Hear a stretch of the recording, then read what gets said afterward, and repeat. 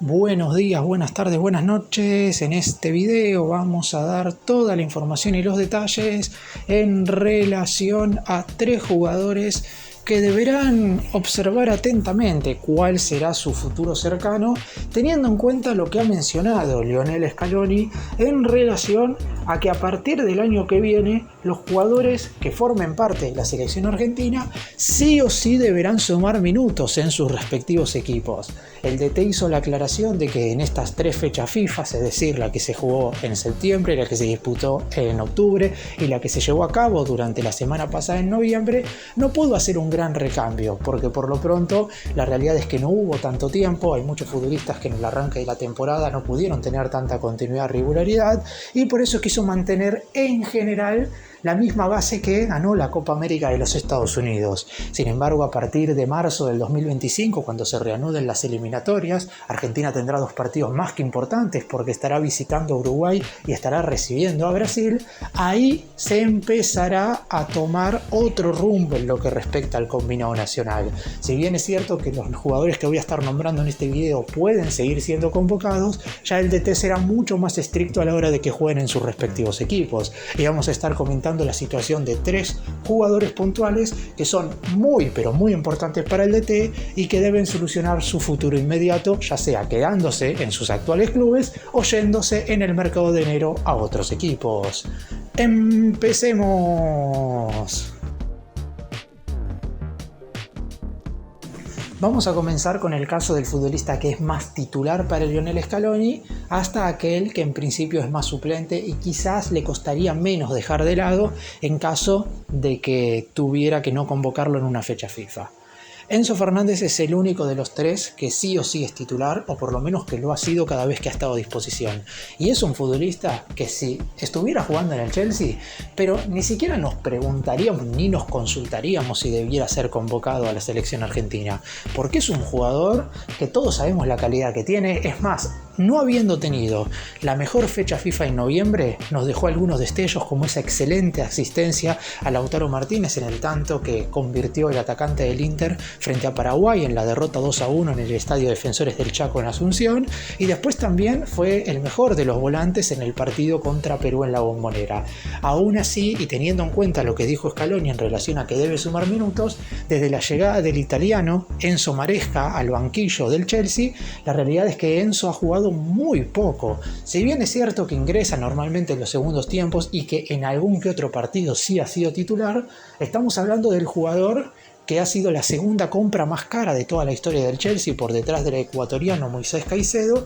y por lo pronto no es que su nivel ha sido verdaderamente malo, no es que perdió el lugar en el Chelsea porque sus compañeros están teniendo un rendimiento superlativo y él está teniendo un nivel de subsuelo, sino que la realidad es que Enzo Fernández perdió su lugar por una cuestión de que hoy el DT del Chelsea encontró otra pareja de mediocampistas centrales y Enzo corre desde atrás. Y si bien es cierto que las probabilidades de que se vaya en el siguiente mercado son pocas, porque más allá de las ganas que él podría llegar a tener, por ejemplo, de pasar de un equipo a otro como para justamente ganarse la titularidad en otro club, también hay que tener en cuenta que el elenco de Londres, al haber gastado en su momento 121 millones de euros pagándole al Benfica esa cifra para comprar al mediocampista, y mínimamente querrán recuperar 100 millones de esa inversión. Si no pueden recuperarla toda, que saben que perfectamente que esto es muy complicado, querrán vender a Enzo Fernández por una cifra verdaderamente importante. Por eso mismo, lo de Enzo hoy pasa más que nada por intentar ganarse nuevamente su lugar en el Chelsea. Me parece que eso es lo que terminará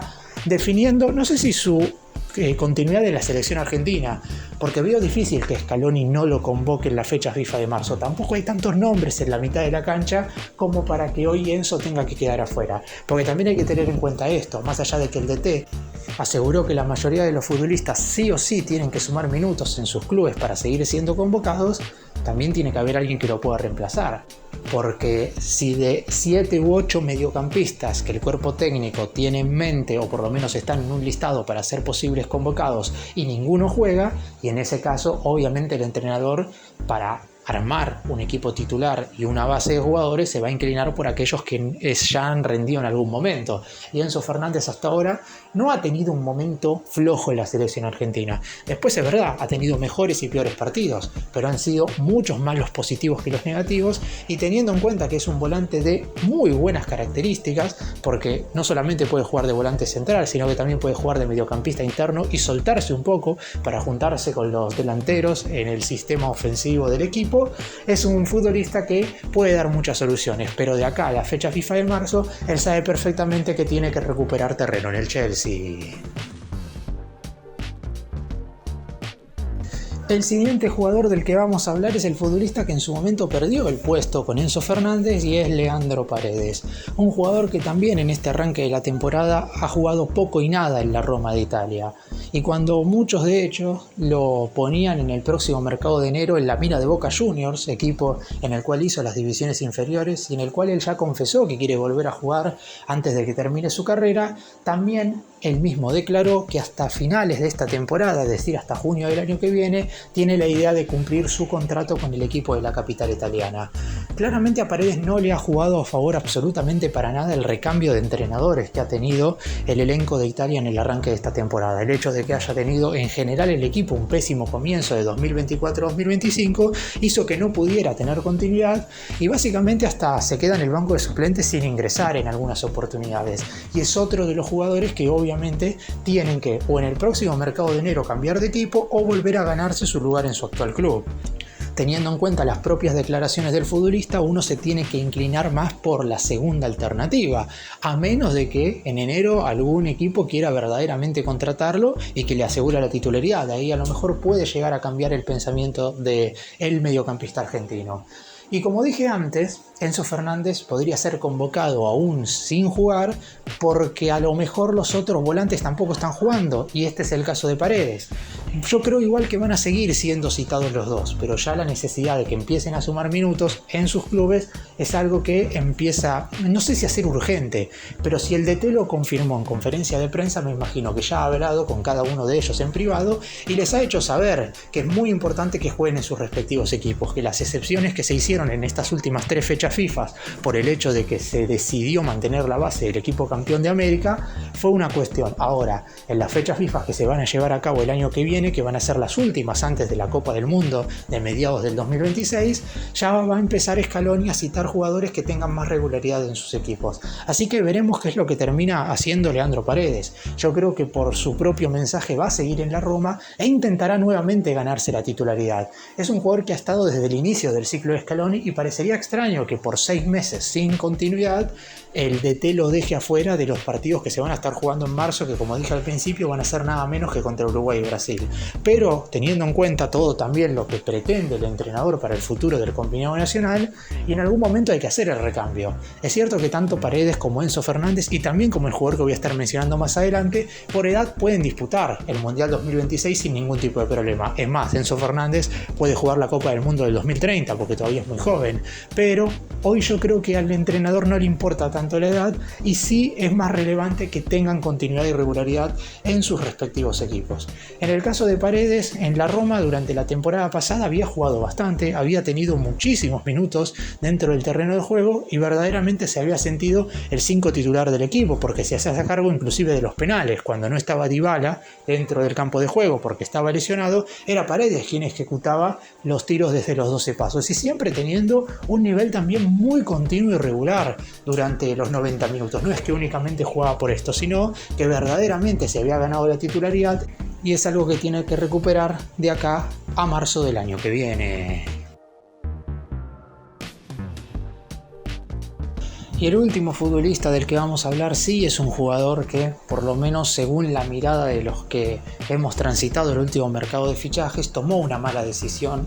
porque Montiel había estado a préstamo durante toda la temporada pasada en el Nottingham Forest de Inglaterra, proveniente del Sevilla, el elenco que juega en la primera división inglesa no había hecho uso de la opción de compra, que era de 11 millones de euros, y el futbolista regresó al equipo español. Siempre desde el elenco andaluz se mostraron muy optimistas como para transferirlo, ya sea por un nuevo préstamo o por una venta definitiva, para que el lateral derecho, que convirtió uno de los penales seguramente más importantes de la historia, por si no decir el más importante de la selección argentina, pudiera irse a otro club como para seguir con su carrera. Sin embargo, Montiel rechazó algunas ofertas y eso provocó que se quedara en el Sevilla. Esto terminó siendo una mala decisión, porque hoy Montiel es el tercer lateral derecho del Sevilla. Va al banco de suplentes, es verdad, por lo que significa seguramente su trayectoria y su jerarquía, pero no lo tienen en cuenta absolutamente para nada. Ha jugado sin ser titular en la selección argentina más minutos con la camiseta de su país que más minutos con la casaca de su club, y eso ya explica el presente de un futbolista que difícilmente pueda volver a ganarse la titularidad, por lo menos en este presente del elenco español. Hay que tener en cuenta que el Sevilla, después de muchas temporadas, no está compitiendo de manera internacional. No juega ni Champions, ni Europa League, ni Conference League. Es decir, únicamente disputa los certámenes locales, la Liga y la Copa del Rey, y eso le quita aún más posibilidades a Montiel para poder sumar minutos. Así que en el mercado de enero me parece que es urgente que Montiel pueda cambiar de equipo como para tener continuidad. También es cierto que lo que puede llegar a jugarle a favor al lateral derecho es que justamente en su posición no hay tantos futbolistas que aparecen en la órbita como para ser convocados. El titular es Nahuel Molina, que si bien no es indiscutible en el Atlético de Madrid, suele sumar minutos en el colchonero. Después el suplente es Montiel, que ha jugado el último partido ante Perú porque justamente Molina no estaba disponible. Y después no hay mucho más. Es más, cuando Molina fue desafectado para el partido ante Perú por la molestia que sufrió, Scaloni, en vez de convocar de última hora, como hace siempre cuando un jugador se lesiona durante los dos partidos, a un lateral derecho, decidió citar a Giuliano Simeone, que si bien juega por el costado diestro, es mediocampista o extremo, es un jugador mucho más ofensivo, porque no hay básicamente un lateral derecho que hoy le mueva el piso al entrenador ni al cuerpo técnico del albiceleste. Por eso mismo es imperioso para Scaloni que Montiel sume minutos. Se sabe que hasta enero difícilmente puede hacerlo, es decir, en el mes de diciembre lo más seguro es que se quede sentado en el banco de Sevilla en todos los partidos que juegue el conjunto de Andalucía por la Liga Española. Pero si puede en el primer mes del año que viene, cuando se abra el periodo de fichajes, cambiar de equipo, yo creo que cualquier club en el cual pueda sumar minutos le va a venir bien. Lo más probable es que algún equipo español, otro quizás de menor jerarquía que Sevilla o algún elenco italiano que ya ha preguntado por él en anterioridad, pueda hacer uso al menos de una sesión por 6 meses como para que hasta mediados del año que viene Montiel pueda tener minutos y después ya en el mercado de verano europeo entre junio y julio del 2025 cambiar de equipo de manera definitiva, porque si en el Sevilla no lo van a tener más en cuenta, no le sirve absolutamente de nada ser el tercer lateral derecho de un equipo que no disputa competiciones internacionales.